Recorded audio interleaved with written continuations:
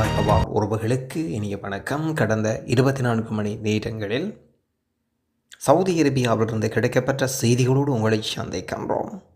ஹாஜிகள் முகாம்களில் கேஸ் சிலிண்டர்களுக்கு தடை. சவுதி அரேபியாவில் ஹஜ் கடமைகளை நிறைவேற்ற லட்சக்கணக்கான வெளிநாட்டு புனித பயணிகள் வந்த சூழ்நிலையில் பாதுகாப்பு நடவடிக்கையின் ஒரு பகுதியாக ஹாஜிகள் தங்கியிருக்கும் பகுதிகளில் அனைத்து வகையான எல்பிஜி கேஸ் சிலிண்டர்களுக்கு இன்று தொடக்கம் தடை விதிக்கப்படுகிறது என்று பொது பாதுகாப்பு இயக்குநரகம் இந்த விசேட அறிவித்தலை சொல்லியிருக்கிறார்.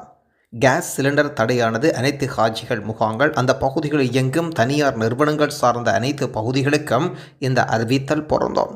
இந்த ஆண்டு ஹஜ் கடமை நிறைவேற்ற 20 லட்சத்துக்கும் அதிகமான வெளிநாட்டவர் வருகையொட்டி பலத்த பாதுகாப்பு நடவடிக்கைகள் எடுக்கப்பட்டிருக்கின்ற விடயமும் குறிப்பிடத்தக்கது. இதே நேரத்தில் சவுதி அரேபியாவில் எந்தவிதமான விசிட் விசாவில் வந்தவர்களும் மக்காவில் தங்கக்கூடாது, மக்காவை விட்டு வெளியேற வேண்டும் ஏற்கனவே தெரிவிக்கப்பட்டிருக்கின்றது.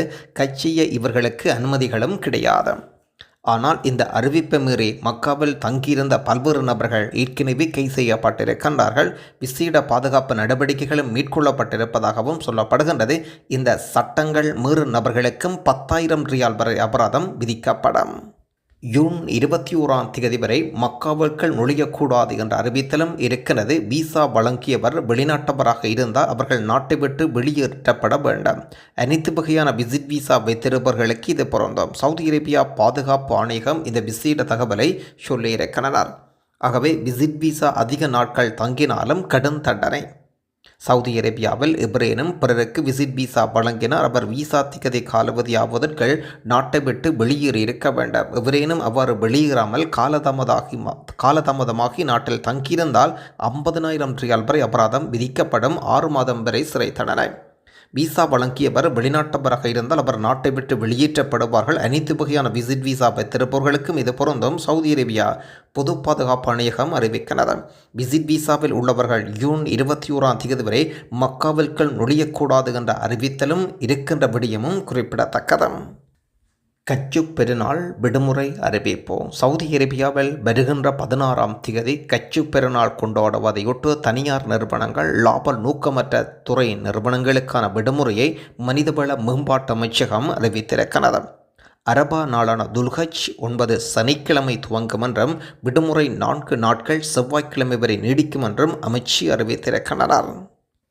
ரியாத்தில் இருக்கும் உணவகத்துக்கு புரோட்டா தோசை போட தெரிந்த நபர்கள் தேவை மற்றும் அனுபவமுள்ள வெயிட்டர் கிளீனர் தேவை. சவுதியில் உள்ளவர்கள் மட்டும் தொடர்பு கொள்ளுங்கள். அதுவும் வாட்ஸ்அப் இலக்கமூடாக தொடர்பு கொள்ளுங்கள். தொடர்பு இலக்கம் 91 99 94 24 22 81. சவுதி அரேபியா தமிழ் கலாச்சார மையம் சார்பாக பட்டிமன்ற நிகழ்வு இடம்பெற்றிருந்தது. தமாம் பிராந்தியத்தில் பெரிதும் சவாலாக இருப்பது பிள்ளைகளை வளர்ப்பதா பெற்றோரை பராமரிப்பதா என்ற தலைப்பில் மிக விமர்சையாக இடம்பெற்றிருக்கிறது. இந்த நிகழ்வில் பங்கேற்ற உறவுகள் யாரேனும் இருந்தால் கொமெண்டில் தெரியப்படுத்துங்கள். தொடர்ந்து இன்றைய நாளுக்குரிய நாணய பெறுமதிகளை பார்த்தால் இலங்கை ரூபாவில் 80 ரூபாவும், இந்திய ரூபாவில் இன்றைய தினம் 22 ரூபாவும் சென்று கொண்டிருக்கின்றது. தைஃப் நகரில் இருக்கும் ஹடா சாலையில் விழும் பாறைகளை கண்காணிக்க சிமார் சிஸ்டம் அமுலில். சாலை பாதுகாப்பை மேம்படுத்தவும் பயணிகளை பாதுகாக்கவும் ஹடா தைஃப் மலைப்பாதையில் பாறைகள் விழுவதை கண்காணிப்பதற்கான சோதனை சிமார் சிஸ்டத்தை சாலை பொது ஆணையகம் அறிமுகம் செய்துள்ளனர். மலைப்பகுதியிலிருந்து பாறை விழுவதை கண்காணிக்க ஹெரா சாலையில் 6 செயற்கை நுண்ணறிவு மேம்படுத்தப்பட்ட கேமராக்கள் பொருத்தப்பட்டுள்ளன. கேமராக்கள் 60 வினாடிக்கு சாலையை மூடுவதற்கும் நேரடி சிக்னல்களை அனுப்பி அதிகாரிகளை எச்சரிக்கை வழங்குகின்றனர். சாலை பாதுகாப்பு தரம், போக்குவரத்து அடர்த்தியை மேம்படுத்துவதற்காக சவுதி அரேபியாவின் உத்தியின் ஒரு பகுதியாக சிமார் சிஸ்டம் உள்ளது. இது சாலை தர குறியீட்டை உலகளவில் 6வது இடத்துக்கு உயர்த்துவதாகவும் சொல்லியிருக்கிறார். 7 மணி நேர அறுவை சிகிச்சையின் மூலம் பிலிப்பைன்ஸ் இரட்டை குழந்தைகளை சவுதி அரேபியா மருத்துவ குழு பிரித்துள்ளனர். பிலிப்பைன்ஸ் இரட்டையர்களான அகீசா மற்றும் ஆயிசா ஆகியோர் ரியாத்தின் கிங் அப்துல் அசீஸ் மெடிக்கல் சிட்டியில் சவுதி அரேபியா மருத்துவ குழுவினரால் 7 மணி நேர அறுவை சிகிச்சை வெற்றிகரமாக பிரிக்கப்பட்டனர். 23 மருத்துவர்கள், செவிலியர்கள், நர்சிங் தொழில்நுட்ப ஊழியர்கள் பங்கேற்புடன் 5 கட்ட அறுவை சிகிச்சையின் பிறகு இரட்டை குழந்தைகளின் உடல்நிலை சீராக இருப்பதாக மருத்துவம் மற்றும் அறுவை சிகிச்சை குழுவின் தலைவர் அறிவிக்கின்றார். மன்னர் சல்மான், அப்துல் அசீஸ் அவர்கள் மற்றும் பட்டத்து இளவரசர் ஆகியோரின் உத்தரவின் பேரில் 10 மகளிர் மருத்துவ நிபுணர்கள் அடங்கிய நிபுணர் குழுவினால் 2 புனித மசூதிகளின் பாதுகாவலர் மன்னர் சல்மான், இளவரசர் முகமது பின் சல்மான், பட்டத்து இளவரசர் ஆகியோர் உத்தரவுகளுக்கிணங்க இந்த பிரிப்பு அறுவை சிகிச்சை மேற்கொள்ளப்பட்டிருந்தது. சவுதி அரேபியாவில் பிலிப்பினா ஒட்டி பிறந்த இரட்டையர்களுக்கு மேற்கொள்ளப்பட்ட 2வது அறுவை சிகிச்சை இதுவாகும். கடந்த 33 ஆண்டுகளில் 26 நாடுகளிலிருந்து மொத்தம் 136 வழக்குகளை மருத்துவக் குழு மதிப்பீடு செய்திருக்கின்றனர். மக்கா மஸ்ஜிதுல் கரமில் வெப்பநிலை எவ்வாறு இருக்கின்றது என்று உங்களுக்கு தெரியுமா? நீங்கள் வசிக்கும் பகுதிகளில் வெப்பநிலை எவ்வாறு என்று கேட்டிருந்தோம். பல நண்பர்கள் கமெண்ட் செய்திருந்தீர்கள். மக்கா பகுதிகளில் 44 டெம்பரேச்சர் காணப்படுகின்றது இன்றைய வெப்பநிலையை பொறுத்தமட்டில். வரலாற்றில் முதல் தடவையாக இலங்கை முஸ்லிம் முப்படை வீரர்களுக்கும் இலவச ஹஜ் வாய்ப்புகளை வழங்கியிருக்கும் சவுதி அரேபியா அரசு. இது தொடர்பான விசேட தகவலை இலங்கைக்கான சவுதி அரேபியா தூதுவர் பகிர்ந்திருக்கின்றார். முதல் தடவையாக முஸ்லிம் முப்படை வீரர்களுக்கான இலவச ஹஜ்ஜை வழங்கியிருப்பதுடன் அவர்களை சந்தித்து புகைப்படங்களையும் எடுத்துக்கொண்டார் சவுதி அரேபியாவுக்கான இலங்கை தூதுவர் அவர்கள். சவுதி அரேபியாவில் அதிகரித்து செல்கின்ற வெப்பம் காரணமாக வாகன ஓட்டிகளை நீங்கள் தான் எச்சரிக்கையுடன் இருக்க வேண்டும்.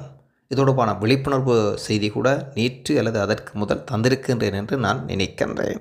பெரும்பாலும் அதிகம் தீப்பிடிக்கும் பொருட்களை வாகனங்களில் விட்டுவிட்டு செல்லாதீர்கள். நேற்றைய கொமெண்டில் ஒருவருடைய கேள்வி ஒன்று, பாஸ்போர்ட் புதுப்பிக்க வேண்டுமாக இருந்தால் என்ன செய்ய வேண்டும் என்று கேட்கின்றார். உங்கள் அருகாமையில் இலங்கை தூதரகம் இருக்கின்றதா, இந்திய தூதரகம் இருக்கின்றதா என்பதை உறுதிப்படுத்திக் கொள்ளுங்கள். அருகாமையில் இல்லை என்றால் இலங்கை தூதரகமாக இருந்தாலும் சரி, இந்திய தூதரகமாக இருந்தாலும் சரி, நடமாடும் சேவைகளை மேற்கொள்கின்றார்கள். ஒவ்வொரு மாதமும் முதல் வாரங்களில் மேற்கொள்கின்றார்கள். இதே நேரத்தில் இந்திய தூதரகமாக இருந்தால் ஒரு மாதத்தில் கிட்டத்தட்ட 5 அல்லது 6 சேவைகளுக்கு மேல் செய்கின்றார்கள் இந்த நடமாடும் தூதரக சேவைகளை. இந்த நடமாடும் தூதரக சேவை ஊடாக நீங்கள் பாஸ்போர்ட் புதுப்பித்தல் மற்றும் இதர சேவைகளை நீங்கள் செய்து கொள்ள முடியும். இலங்கை தூதரகமாக இருந்தால் ஒவ்வொரு மாதத்தில் முதல் வருகின்ற வெள்ளிக்கிழமைகளில் அல்கோபர் பிராந்தியத்துக்கு வருகை தர இருக்கின்றார்கள். ஆகவே உங்கள் அருகாமையில் என்ன தூதரகம் இருக்கின்றதோ அதற்கு ஏற்ற வகையில் அங்கு சென்று பயண ஆவணங்களை நீங்கள் புதுப்பித்து கொள்ள முடியும். நேற்று அல்லது நேற்றுக்கு முதல் தினம் என்று நான் நினைக்கின்றேன், அல்கோபர் பிராந்தியத்தில் இலங்கை தூதரகம் சார்பாக VFS சென்டர் மற்றும் நடமாடும் இலங்கை தூதரக சேவைகள் இடம்பெற்றிருக்கின்றது. ஒவ்வொரு வெள்ளிக்கிழமையும் VFS சென்டர் அல்கோபருக்கு சென்றால் இலங்கை தூதரக சேவைகளை நீங்கள் பெற்றுக்கொள்ள முடியும். அதே போன்று இந்திய தூதரகத்தினுடைய சேவைகளும் இருக்கின்றது என்பதை அறிய தருகின்றோம். உங்களுடைய கடவுச்சீட்டுகள் ஆனது உங்களுடைய புதிய கடவுச்சீட்டுகளானது கிட்டத்தட்ட 6 மாதங்கள் செல்லுபடியாக 6 மாதங்கள் இருக்கின்ற காலப்பகுதியில் நீங்கள் மாற்றியமைத்து கொள்ள வேண்டும், புதுப்பித்து கொள்ள வேண்டும். 6 மாதத்துக்கு முதலே பாஸ்போர்ட் புதுப்பித்தல் நடவடிக்கைகளை மேற்கொள்ள வேண்டாம். ஆகவே நீங்கள் பாஸ்போர்ட் புதுப்பிப்பதாக இருந்தால், இளைஞர்களாக இருந்தால் உங்களுடைய தேசிய அடையாள அட்டைகள் மற்றும் புகைப்படங்கள், சவுதி அரேபியாவில் ஏதும் ஆவணங்கள் இருந்தால் அதனுடைய ஆவணங்கள் மற்றும் ஒரு தொகை காசு இருந்தால் போதும். நீங்கள் இதற்காக ஒரு நாள் செலவழிக்க வேண்டிய நிலைமையும் ஏற்படும். நன்றி உறவுகளே.